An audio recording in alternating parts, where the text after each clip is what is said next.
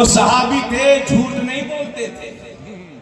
अर्ज करते हैं या रसूल अल्लाह, इस वक्त जो मैं अपनी कैफियत महसूस कर रहा हूं वो ये कि मुझे पहले अपनी जान अच्छी लगती है और उसके बाद मुझे आप अच्छी लगती है। ये बात भी कोई छोटी बात थोड़ी थी। अरे भाई, सबको अपनी जान बहुत अच्छी लगती है। लोग कहते हैं दोस्ती यारी में, अरे यार क्या बात करता है, मैं तेरे लिए जान दे दूंगा, लेकिन उसी से 500 रुपये मांगिए तो उसी में उसकी जान निकल जाती है। अरे कौम की बेटियों, उन लुच्चे लफंगों गुंडों के चक्कर में मत पड़ना जो तुझे जान कहकर के तेरी इज्जत पर हमला करना चाहते हैं। अगर तू किसी की जान है तो अपने बाप की, अगर किसी की जान है तो भाई की, और शादी के बाद अगर किसी की जान है तो अपने शोहर की। इसलिए गुंडों लुच्चों के चक्कर में मत पड़ना। आप सुन लीजिए, हजरत उमर अर्ज करते हैं या रसूल अल्लाह, सबसे पहले अपनी जान अच्छी लगती है, मुझे आप अच्छे लगते हैं। उसी दिन मेरे नबी ने इरशाद फरमाया था, ला युमिनु अहदुकुम हत्ता अकूना अहब्बा इलैहि मिन वालिदिही व वलदिही वन्नास अजमईन। मेरे नबी ने फरमाया, उमर तुम में से कोई भी शख्स उस वक्त तक मुसलमान हो ही नहीं सकता जब तक कि अपने माँ बाप से ज्यादा, अपनी औलाद से ज्यादा, सारे रिश्तेदारों से ज्यादा जब तक कि कोई मुझसे प्यार नहीं करेगा उस वक्त तक मुसलमान हो ही नहीं सकता। जब हजरत उमर ने सुना तो अर्ज करते हैं, या रसूल अल्लाह, अब तो मुझे अपनी जान से भी ज्यादा अच्छे आप लगते हैं, आप लगते हैं। तब मेरे नबी ने फरमाया, अल-आन या उमर, ये उमर, अब तेरा ईमान मुकम्मल हुआ है, अब तेरा ईमान कंप्लीट हुआ है। तो ये लोगों, मोहब्बत रसूल का तकाजा ये है कि अपने माँ बाप से ज्यादा अपने नबी से प्यार करो, औलाद से ज्यादा नबी से प्यार करो, रिश्तेदारों से ज्यादा नबी से प्यार करो, सारी दुनिया से बढ़ करके नबी से प्यार करो। और ऐसा प्यार करो कि तुम्हारी ज़बान भी यही बोले, तुम्हारा दिल भी यही बोले कि करूं तेरे नाम पे जा फिदा, जहां फिदा तो जहां से भी नहीं जी भरा, करूं क्या करोड़ों जहां।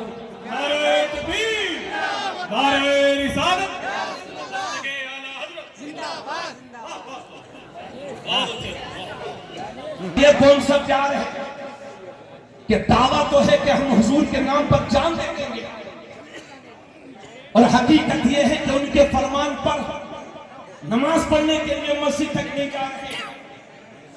लोगों, हमें बैनर वाला आशिक रसूल नहीं चाहिए, हमें किरदार का आशिक रसूल चाहिए। और वक्त होता तो दिल खोल करके बोलता, मगर ये आखिरी बात, बर्बाद हो गया मुसलमान जमीनें बेच बेच के जहेज के भिखारियों की डिमांडें पूरी करते करते। आज अगर जिसकी 3 बेटियां जवान हैं, रातों में चैन की नींद नहीं आ रही, क्योंकि दरवाजे पर जहेज का भिखारी खड़ा हुआ है। और बहराइच में कितने गांव ऐसे हैं जहां आज भी मजारों के उर्स के नाम पर कब्बाला और कब्बाल को बुलाया जाता है और बेहयाई का मुजाहरा किया जाता है। आला हज़रत से किसी ने पूछा कि हुजूर, क्या मज़ार पर जो गलत काम होते हैं, क्या इन गलत कामों की वजह से अल्लाह वालों को तकलीफ होती है? तो आला हज़रत फरमाते हैं, हाँ मियां, तकलीफ ही तो होती है, जभी तो अल्लाह वालों ने तवज्जो देना कम कर दिया, वरना जो फैजान मज़ार शरीफ से पहले मिलता था वो अब कहां मिलता है? मज़ारों पर नंगे नाच होंगे तो अल्लाह वालों को तकलीफ होगी, और वलियों की रूह अगर मज़ार में तड़पी तो भारत की धरती पर तुम सुकून से नहीं रह सकते। इसलिए फैसला करो। और मैं अपने पूरे बहराइच के उलमा से दिल की गहराइयों से अपील करता हूँ, शायद बहराइच की बस्ती का कोई मुसलमान गांव ऐसा हो जिसमें 1-2 आलिम न पाए जाते। हमारी ये जिम्मेदारी बनती है कि हम उसको रुकवाने की कोशिश करें। और शादियों में बाजे डांस, क्या हो गया है मेरे भाई तुझे, और इतनी जली हो गई है ये कौम। अभी मैं एक गांव गया तो एक साहब ने बताया कि एक इमाम ने कहा कि जिसके घर डीजे बजेगा मैं उसका निकाह नहीं पढ़ाऊंगा। उस जाहिल ने इमाम का कॉलर पकड़ लिया और एक दिन और डीजे बजवाया। ये एक गांव के हाल नहीं, कई गांवों के हाल है, शहरों के हाल है। ये जुमा 8 दिन वाला सेठ जो हराम का कमा के नैना वेला सेठ बना है, ये कहता है अरे ये मौलवी नहीं पढ़ाएगा, मैं दूसरा मौलवी ले आऊंगा। और ऐसे मौलवी तो मेरी जेब में रखे रहते हैं।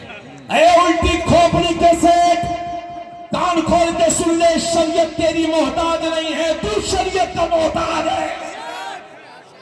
शरीयत के मामले में तेरी कतई नहीं चलेगी। और अगर ये गलत बयानी पड़ती रही तो फिर इसमें नमाज जनाजा पढ़ाने वाला भी ना मिल सकेगा सेठ जी, हो किस चक्कर में।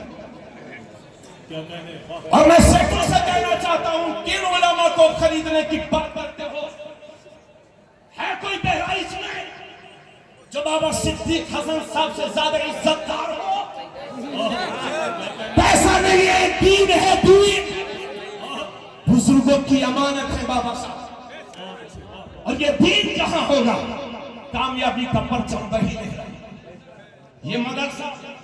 ये मदरसा दारुल फिक्र, इसी तरह से अभी चंद महीने पहले हमारे बहुत सारे मदरसों में ताले लगे।